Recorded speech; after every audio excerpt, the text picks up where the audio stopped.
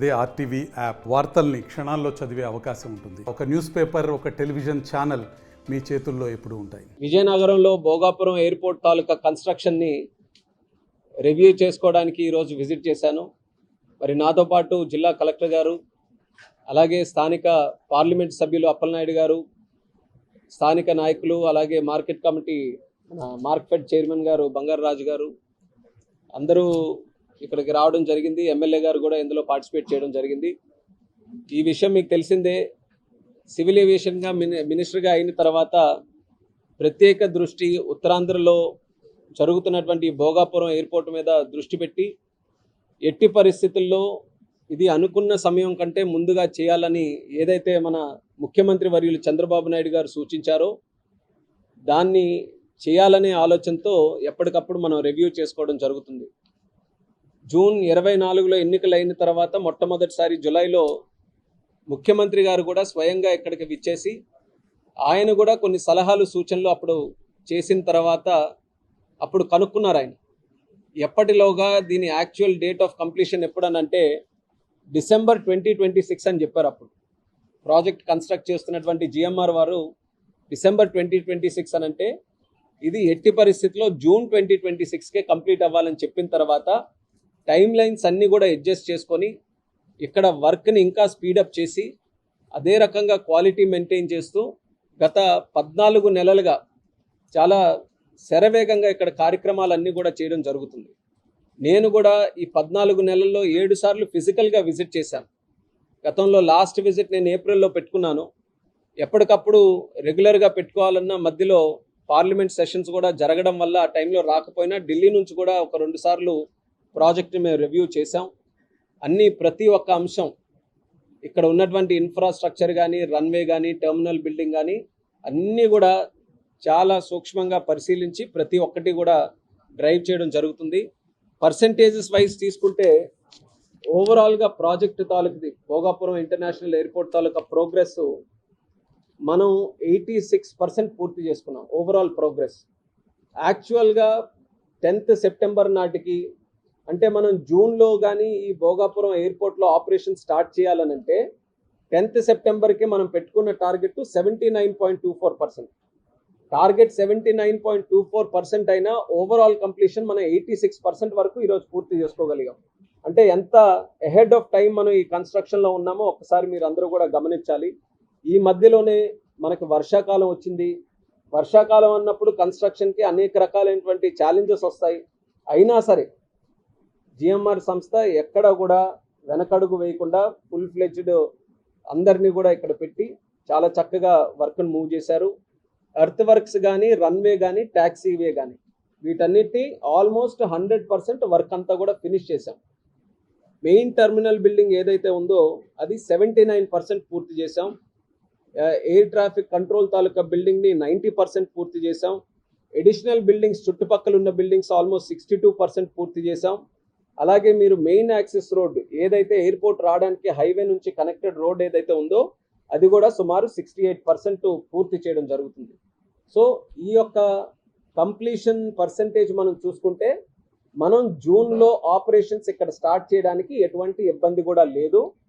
అవసరమైనంత వరకు కొంత ముందుగానే దీన్ని ఫినిష్ చేసి ఆఖరి నిమిషంలో ఏమైనా చిన్న చిన్న ఛాలెంజెస్ వస్తే అవి కూడా పూర్తి చేసుకోవడానికి మనకి సఫిషియంట్ టైం ఉంటుంది. కాబట్టి మనం కాన్ఫిడెంట్గా చెప్పొచ్చు భోగాపురం ఎయిర్పోర్ట్ తాలూకా ఆపరేషన్స్ జూన్లోనే ఇక్కడ మొదలు కాబోతున్నాయి. జూన్ 2026 నుంచి ఇక్కడ ఫ్లైట్ల తాలూకా ఆపరేషన్స్ మొదలు కాబోతున్నాయని ఈ సందర్భంగా తెలియజేస్తున్నాం. అయితే ఇప్పుడు ప్రస్తుతం మేజర్గా ఉన్నటువంటి ఒక ఛాలెంజ్ ఏంటంటే రోడ్డు కనెక్టివిటీ విశాఖపట్నం నుంచి అది ఎప్పటికప్పుడు డిస్కషన్లో కూడా వస్తున్నటువంటి అంశం. అది దానికి సంబంధించి అనేక సార్లు మన విశాఖపట్నం అధికారులతోని, నాయకులతోని చంద్రబాబు నాయుడు గారి ఆదేశాల మేరకు అనేక మీటింగ్స్ కూడా, రివ్యూ మీటింగ్స్ కూడా పెట్టుకొని ఒక 7 పాయింట్స్ని ఐడెంటిఫై చేసి ఆ 7 పాయింట్స్ని కానీ మనం సరిగ్గా డెవలప్ చేసుకోగలిగితే ఎగ్జిస్టింగ్ అనకాపల్లి ఆనందపురం హైవే ఏదైతే బ్రహ్మాండంగా తయారై ఉందో దానికి కానీ కొన్ని పాయింట్స్ని ఈజ్ ఆఫ్ చేసి ట్రాఫిక్ని అక్కడ డైవర్ట్ చేసే పాయింట్స్ వైజాగ్ సిటీ నుంచి కానీ మనం క్రియేట్ చేసుకోగలిగితే ఎయిర్పోర్ట్కి రావడానికి విశాఖపట్నం తాలూకా ప్రజలందరికీ కూడా కాస్త వెసులుబాటు కలుగుతుంది ఆలోచనతో 7 పాయింట్స్ మనం ఫైనలైజ్ చేసుకోవడం జరిగింది. అందులో భీమిలి తాళ్ళవలస దగ్గర ఉన్నటువంటి రోడ్డు ఒక 4 కిలోమీటర్స్ది టెండర్ కూడా ఫైనలైజ్ అయ్యింది. సెప్టెంబర్ 15 నుంచి అది వర్క్ కూడా మొదలు పెట్టబోతున్నాం. అలాగే విఎంఆర్డిఏకి సంబంధించి బోయపాలెం జంక్షన్ దగ్గర పరదేశీపాలెం ఆ యొక్క సెగ్మెంట్ కూడా ఒక 6 కిలోమీటర్లు ఏదైతే ఆ విశాఖపట్నం బీచ్ దగ్గర నుంచి హైవే వరకు ఉంటుందో అది కూడా సెప్టెంబర్ 15కి వర్క్ మొదలు పెట్టబోతున్నాం. అలాగే మనకి మారిక వలస నుంచి ఏషియా హైవే NH16 ఆనందపురం వరకు ఉండే జంక్షన్ అది కూడా విఎంఆర్డిఏ త్రూ అది ఆల్మోస్ట్ కంప్లీట్ చేసాం. చిన్న చిన్న మార్కింగ్స్ దానికి ఉంది. అదొక 6.3 కిలోమీటర్స్ రోడ్డును కూడా డెవలప్ చేయడం జరుగుతుంది. వైజాగ్ సిటీ నుంచి సింహాచలం BRTS రోడ్డు అడవివరం దగ్గర సొంట్యాం వైపు ఏదైతే ఉందో అది కూడా సెప్టెంబర్ 15 నుంచి వైడనింగ్ అది కూడా చేసుకోగలిగితే చాలా వరకు ఆరిలోవా లేకపోతే హనుమంతవాక జంక్షన్ నుంచి వచ్చే వాళ్ళందరికీ కూడా హైవే చేరుకోవడానికి కాస్త వెసులుబాటు కలుగుతుంది. అలాగే వేపగుంట NAD దగ్గర ఉన్నటువంటి విఎంఆర్డిఏ GVMC వీళ్ళిద్దరూ కూడా కలిసి అది కూడా టెండర్ ఫైనలైజ్ చేసి వీలైనంత త్వరగా ఈ సెక్షన్ కూడా స్టార్ట్ చేస్తున్నారు. దొరతోట రోడ్డు జంక్షన్ ఏదైతే భీముల దగ్గర ఉందో దానికి కూడా అడ్మినిస్ట్రేటివ్ శాంక్షన్ అయ్యింది. వీలైనంత త్వరగా వర్క్ స్టార్ట్ చేస్తాం. ఈ 7 పాయింట్స్ మేము టార్గెట్ ఏది పెట్టుకున్నానంటే మార్చిలోగా ఏప్రిల్లోగా ఈ 7 పాయింట్స్ కూడా మనం ఫినిష్ చేసుకోవాలనేది అదొక టార్గెట్ పెట్టుకున్నాం. ఇది స్పెసిఫిక్గా ఎందుకు మెన్షన్ చేస్తున్నానంటే ఇప్పుడు ప్రస్తుతం విశాఖపట్నంలో దిగి అక్కడ ప్రజలు ఎవరికైనా కలిసిన తర్వాత వాళ్ళు మేజర్గా అడిగేది మా దగ్గర నుంచి దూరం తీసుకొని వెళ్ళిపోతున్నారు ఎయిర్పోర్టు, మేము ఎలాగ అక్కడికి రావాలని అంటని వాళ్ళకి చిన్న అనుమానం ఉంది. ఇంకా సో ఈ యొక్క రోడ్ కనెక్టివిటీ ఇమీడియట్గా సొల్యూషన్ ఒకటి క్రియేట్ చేయడానికి ఈ 7 పాయింట్స్ కానీ మనం చేసుకోగలిగితే ఖచ్చితంగా వాళ్ళందరికీ కూడా కాస్త ఈజీగా ఇక్కడికి రావడానికి అవకాశం ఉంటుంది. దాని మీద దృష్టి పెట్టాం. కానీ ఇందులో లాంగ్ టర్మ్ ప్లానింగ్ కూడా ఉంది. లాంగ్ టర్మ్లో 2 ప్లాన్స్ ఏంటంటే ఒకటి ఆల్రెడీ ఏదైతే ఎగ్జిస్టింగ్ మెయిన్ రోడ్డు సిటీ నుంచి హైవే కనెక్ట్ అవుతుందో దాని మీద మెట్రోని లేకపోతే ఎలివేటెడ్ కారిడార్ని ఒకటి తయారు చేయాలని చంద్రబాబు నాయుడు గారు ఢిల్లీ వచ్చినప్పుడు కేంద్ర మంత్రి గడ్కరీ గారు అలాగే urban affairs minister Manohar Lal Khattar గారు ఇద్దరితో కూడా మాట్లాడి ఒక ఎలివేటెడ్ రోడ్డుని ఉన్న హైవే మీద ఏర్పాటు చేయాలనేది ఒకటి డిసైడ్ చేయడం జరిగింది.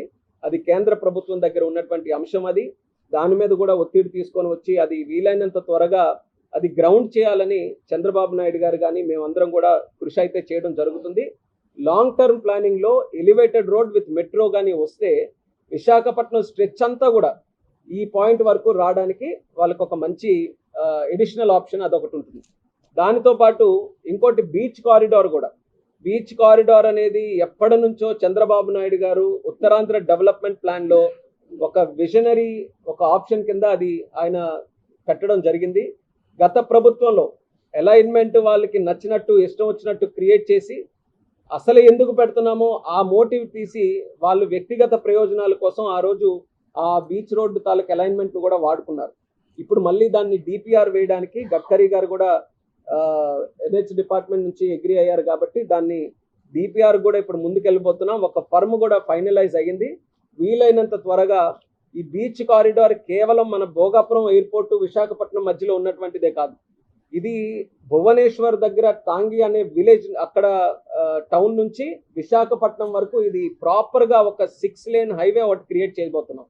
అంటే దీని తాలూకా అడ్వాంటేజు మా శ్రీకాకుళం జిల్లా, విజయనగరం జిల్లా, విశాఖపట్నం జిల్లా వీళ్ళందరికీ కూడా దీని తాలూకా ఉపయోగం బీచ్ కారిడార్ తాలూకా ఉపయోగం ఉంటుంది. సో వీటిది as close as to the coast, తీరానికి ఎంత దగ్గరగా ఉంటే అంత దగ్గరగా దీని తాలూకా అలైన్మెంట్ ఉంచి ఒక పక్కన తీర ప్రాంత వాసులకి, మత్స్యకారులకి, తీర ప్రాంత వ్యాపార వర్గానికి, అలాగే మన పోర్ట్ యాక్టివిటీస్కి, ఎయిర్పోర్ట్కి వీటన్నిటికీ అనుసంధానంగా ఈ యొక్క DPRని తయారు చేసి వీలైనంత త్వరగా అది కూడా గ్రౌండ్ చేయాలని ఆ ఆలోచనలో కూడా ఉన్నాం. అది చాలా పాజిటివ్గా మూవ్ అవుతుంది. నేను ఇందాక చెప్పినట్టు DPRకి ఫర్మ్ ఏదైతే డిసైడ్ కావాలో ఆ ఫర్మ్ కూడా డిసైడ్ అయ్యింది. వైజాగ్లో వాళ్ళ ఆఫీస్ కూడా సెటప్ చేసుకున్నారు. సో ఇప్పుడు ప్రస్తుతం అలైన్మెంట్ అదంతా కూడా DPR తయారైన వెంటనే దాన్ని కూడా ప్రాజెక్ట్ ముందుకు చేస్తాం. So beach corridor, elevated corridor with metro, అలాగే ఈ 7 పాయింట్స్ ఇవన్నీ కూడా అయితే ఎయిర్పోర్ట్కి ఎవరైతే రావాలని అనుకుంటున్నారో వాళ్ళకి ఎటువంటి ఇబ్బంది లేకుండా 3 జిల్లాల నుంచి ఎయిర్పోర్ట్ వినియోగించుకునే అవకాశం వస్తుంది.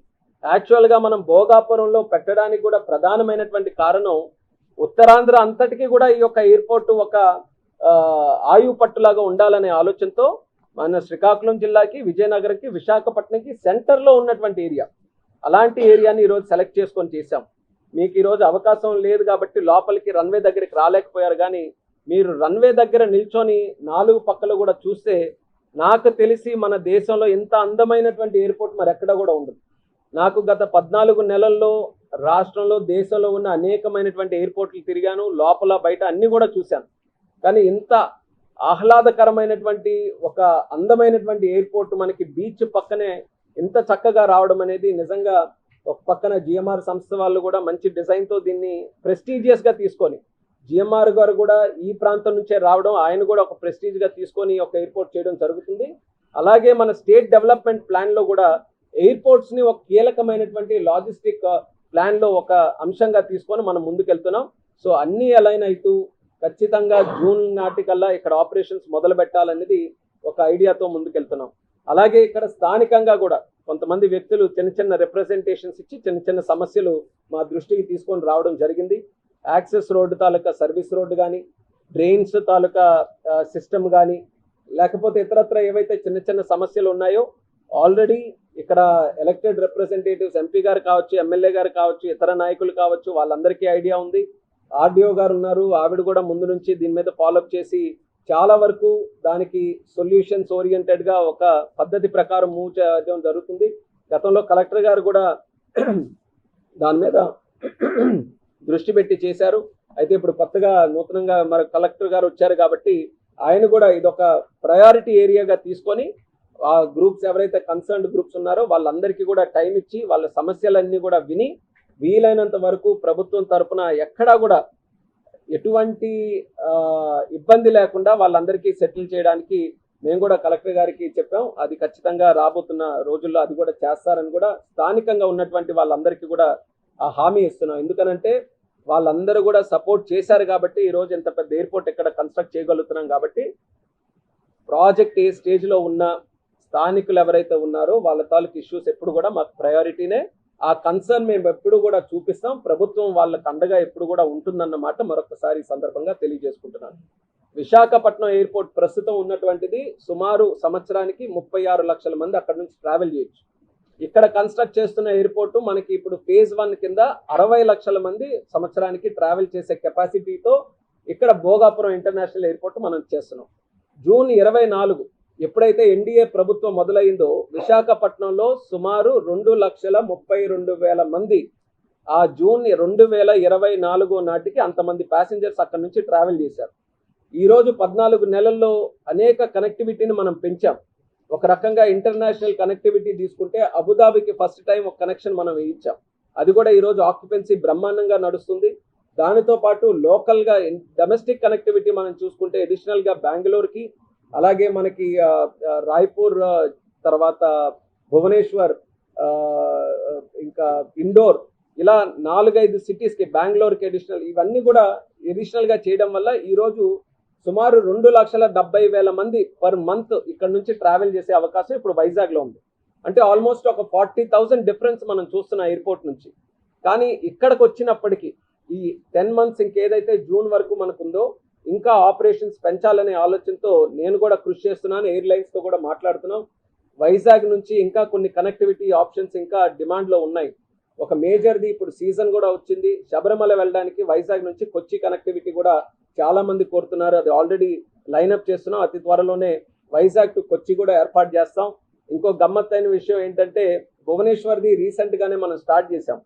విశాఖపట్నం చెందినటువంటి ఖమ్మంపాటి హరిబాబు గారు భువనేశ్వర్, ఒడిశా రాష్ట్రానికి గవర్నర్ అయిన తర్వాత ఆయన మొదటగా నాకు లేఖ రాసి, నేను ఇక్కడ ఉన్నాను, విశాఖపట్నం ట్రావెల్ చేయాలనంటే డైరెక్ట్ కనెక్టివిటీ లేదు, మాకు డైరెక్ట్ కనెక్టివిటీ ఏర్పాటు చేయండి అని ఆ గవర్నర్ గారు కోరిన తర్వాత ఆ కనెక్టివిటీ ఏర్పాటు చేశాం. గమ్మత్తు ఏంటంటే మళ్ళీ ఉత్తరాంధ్ర నుంచి ఇంకో గవర్నర్ ఇప్పుడు గోవాకి వెళ్ళారు.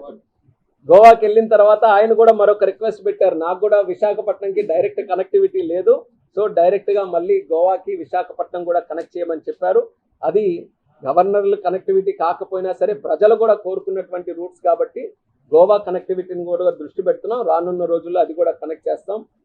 దానితో పాటు వారణాసికి కూడా చాలా మంది ఇక్కడ నుంచి కొంత ఇబ్బంది పడుతూ, అంటే ఢిల్లీకి వెళ్ళి ఫ్లైట్లు మారడం కానీ, ట్రైన్లో వెళ్ళినా సరే 2-3 స్టేషన్ల దగ్గర ట్రైన్లు మారి వెళ్తున్నారు. డైరెక్ట్ కనెక్టివిటీ ఇవ్వాలన్నది అది కూడా ఈరోజు ఎయిర్లైన్స్తో పట్టుబట్టి ఆ కనెక్టివిటీ కూడా రానున్న కాలంలో చేస్తాం. ఇంటర్నేషనల్ కనెక్టివిటీ మీద ఇంకా దృష్టి పెట్టాలి. ఒకటి అబుదాబీకి ఉంది, అలాగే మనకి మలేషియా కానీ, థాయిలాండ్ కానీ, సింగపూర్కి ఇప్పుడు ఉన్నటువంటిది 4 daysని ఇంకా 7 days చేయడం, ఇలా చిన్న చిన్న ఇంప్రూవ్మెంట్స్ మనం ఇంటర్నేషనల్ కనెక్టివిటీలో కూడా చేయాల్సి ఉంది. దాని మీద కూడా దృష్టి పెట్టి మనం ఎప్పుడైతే ఆపరేషన్స్ జూన్కి ఇక్కడ మూవ్ అవుతామో మనకి కెపాసిటీ 60 lakh కెపాసిటీది ఆల్మోస్ట్ 45 lakhs per year అంత కెపాసిటీతో ఇక్కడ రన్ చేయాలన్న ఆలోచనతో మూమెంట్ మనం చేయిస్తున్నాం. సో రానున్న రోజుల్లో కనెక్టివిటీని కూడా ఇంప్రూవ్ చేసిన తర్వాత ఖచ్చితంగా ఇక్కడ ఆల్రెడీ ఎగ్జిస్టింగ్ విశాఖపట్నం ఎయిర్పోర్ట్లో ఉన్నటువంటి కనెక్టివిటీ కంటే మరింత కనెక్టివిటీ ఇక్కడ భోగాపురం నుంచి చూడబోతున్నాం అన్నది ఆ మాట కూడా ఈ సందర్భంగా తెలియజేసుకుంటున్నాను. అలాగే ఈ ఎయిర్పోర్ట్కి సంబంధించి ఏ ఇష్యూస్ ఉన్నా సరే అందరం కూడా ఓపెన్గా ఉన్నాం. ఏ ఉన్నా సరే ఖచ్చితంగా ప్రతి ఒక్కటి కూడా డిస్కస్ చేసి తరోగా మంచి పాజిటివ్ ఎన్వైర్న్మెంట్లో ఎయిర్పోర్ట్ తీసుకొని రావాలనేది చంద్రబాబు నాయుడు గారి తాలూకు ఆలోచన. ఆయన అప్రోచ్తో ఉన్నారు, ఆయన యాటిట్యూడ్తో ఉన్నారు కాబట్టి మీరు రికార్డు కన్స్ట్రక్షన్ చూడగలిగారు. ఈ 14 monthsలో ఆల్మోస్ట్ 28% ఉండే జూన్లో మనం మొట్టమొదటిగా ఈ ప్రాంతానికి వచ్చినప్పుడు 28%తో స్టార్ట్ చేసాం. ఈరోజు జస్ట్ 14 monthsలోనే 86% వరకు మనం వెళ్ళగలిగాం. ఆల్రెడీ వ్యాలిడేషన్ ఫ్లైట్ ఒకటి ఇక్కడ క్యాలిబ్రేషన్ కోసం ఎయిర్పోర్ట్ అథారిటీ నుంచి పంపించి ఒకసారి వ్యాలిడేషన్ కూడా ఎయిర్పోర్ట్ తాలూకు చెక్ చేసాం, బ్రహ్మాండంగా జరిగింది. డిసెంబర్ నాటికల్లా మొట్టమొదటి ఫ్లైట్ కూడా వ్యాలిడేషన్ ఫ్లైట్, అంటే యాక్చువల్ ఆపరేషన్స్ కాదు, రన్వే టెస్టింగ్ కానీ ఎక్విప్మెంట్ టెస్టింగ్ కోసం ఒక ఫ్లైట్ని టెస్టింగ్ ఫ్లైట్ కింద ముందుగా చేస్తారు. దాన్ని కూడా మేము ప్లాన్ చేస్తున్నాం. డిసెంబర్లోగా వ్యాలిడేషన్ ఫ్లైట్ కూడా ఇక్కడ నుంచి చేయాలని. అది చాలా ప్రెస్టీజియస్ సెరమనీ అది. ఆ వ్యాలిడేషన్ ఫ్లైట్ కూడా అయితే అక్కడికి 4-5 monthsలో కంప్లీషన్ ఒక అంచనాకు మనకు వస్తుంది కాబట్టి అన్నీ ప్లాన్డ్గా అవుతున్నాయి. భోగాపురం ఎయిర్పోర్టు మనకి 3 జిల్లాలు, ఉత్తరాంధ్రలో ఉన్నటువంటి 3 ఉమ్మడి జిల్లాలకి ఒక ఆయువు పట్టులాగా ఉండి రేపు అభివృద్ధికి ఇక్కడ నాంది పలకడానికి ఇది ఒక ప్రధాన కేంద్రంగా ఉండబోతుంది. అన్ని దగ్గరలో కూడా ఎన్డీఏ ప్రభుత్వం వచ్చిన తర్వాత చంద్రబాబు నాయుడు గారి తాలూకా ఆలోచనల మేరకు, ఆయన విజన్ మేరకు ప్రతి దగ్గర, మా శ్రీకాకుళం జిల్లాలో తీసుకుంటే అదనంగా ఈరోజు అక్కడ బావనపాడు దగ్గర మూలపేట పోర్టుని మేము కన్స్ట్రక్ట్ చేస్తున్నాం. విజయనగరం జిల్లాకి ఒక హార్ట్ లాగా ఇక్కడ ఎయిర్పోర్ట్ వస్తుంది. ఇక విశాఖపట్నం జిల్లాకి తీసుకుంటే స్టీల్ సిటీ, అలాగే మనకి గ్రీన్ ఎనర్జీ కారిడార్, ఐటీ. నిజంగా లోకేష్ అన్న గారిని మనం అందరం కూడా అభినందించాలి. మన ఉత్తరాంధ్ర ప్రాంతం నుంచి మన టీసీఎస్ కానీ కాగ్నిజెంట్ కానీ ప్రత్యేకంగా వాళ్ళందరినీ కూడా పట్టుబట్టి మన ఉత్తరాంధ్ర ప్రాంతం తీసుకొని రావడం, మన పిల్లలకి, మన ఉత్తరాంధ్ర వాసులకి ఎక్కడికో వలసలు వెళ్లకుండా ఇక్కడే ఉద్యోగాలు చేసుకునే స్థాయికి మనం ఈరోజు డెవలప్ చేస్తున్నాం. ఇది ఖచ్చితంగా ఈ ఉత్తరాంధ్ర ప్రాంతం తాలూకా రూపురేఖలు మార్చే విధంగా ఈ ప్రాజెక్ట్స్ అన్నీ కూడా రేపు తయారవబోతున్నాయి అన్నది కూడా ఈ సందర్భంగా తెలియజేస్తున్నాను. మరి అలాగే నిన్న చూశారు మీరు, నేపాల్లో జరిగినటువంటి అల్లర్లు వల్ల మన తెలుగు వాళ్ళు చాలామంది ఇబ్బంది పడితే మన హెచ్ఆర్డి ఐటీ మినిస్టర్ గారు లోకేష్ అన్న గారు ప్రత్యేకంగా దాని మీద దృష్టి పెట్టి ఆల్మోస్ట్ ఒక 48 hours వరకు మరొక పని పెట్టుకోకుండా ఎవరెవరైతే అక్కడ చిక్కుకున్నారో ఇండివిజువల్గా వాళ్ళందరితో కూడా మాట్లాడి భరోసా ఇచ్చి, ఏ రాష్ట్రం కూడా చేయలేదు, ఆంధ్రప్రదేశ్ రాష్ట్రం ప్రత్యేకంగా శ్రద్ధ తీసుకొని వాళ్ళకి సురక్షితంగా ఫ్లైట్ కూడా ఏర్పాటు చేసి ఇంటి వరకు చేర్పించుకునే బాధ్యత తీసుకున్నాం. అంటే నిజంగా అలాంటి నాయకుల దగ్గర పనిచేయడానికి నేను గర్వపడుతున్నాను. గతంలో కూడా మనం చూసాం, ఉత్తరాఖండ్లో వరదలు వచ్చినా, యుక్రెయిన్లో స్టూడెంట్స్ చిక్కుకున్న చంద్రబాబు నాయుడు గారు కూడా అదే రకంగా వాళ్ళందరినీ కూడా సురక్షితంగా తీసుకొని రావడానికి ఎప్పుడు కూడా ముందంజలో ఉంటూ రాజకీయాలకు అతీతంగా కార్యక్రమాలు చేశారు. అదే రకంగా ఈరోజు చేశాం. వాళ్ళందరూ కూడా తిరిగి మళ్ళీ ఎయిర్పోర్ట్కి వచ్చిన తర్వాత వాళ్ళు ఏ రకంగా భయభ్రాంతులకు గురయ్యారో, అసలు ప్రాణాలు కూడా ఉంటాయో లేదో అన్నటువంటి సంఘటనలు కొన్ని అక్కడ జరిగాయి. అటువంటి సందర్భంలో ప్రభుత్వం చొరవ తీసుకొని లోకేష్ అన్న గారు ముఖ్యంగా దాని రకంగా కార్యక్రమాలు చేయడం అనేది నిజంగా చాలా గొప్ప విషయం.